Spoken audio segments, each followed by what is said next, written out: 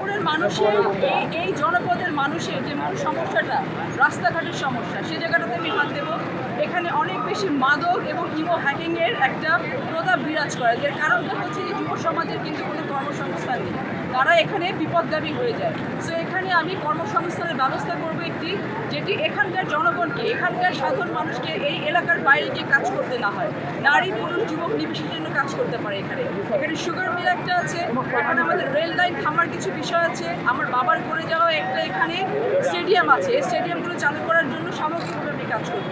সরকারকে আমি এই অঞ্চলের মানুষের বাচ্চাদের যে শিক্ষা ব্যবস্থা, আমাদের সামগ্রিক যে শিক্ষা ব্যবস্থাটা থাকবে, আমরা গুণগত পরিবর্তন যেটা নিয়ে আসবো, সেগুলো যেন এখানে আমরা ডেপ্লয় করতে পারি, সেই দিকে আমি অগ্রণী ভূমিকা পালন করবো বিশ্বাস করি।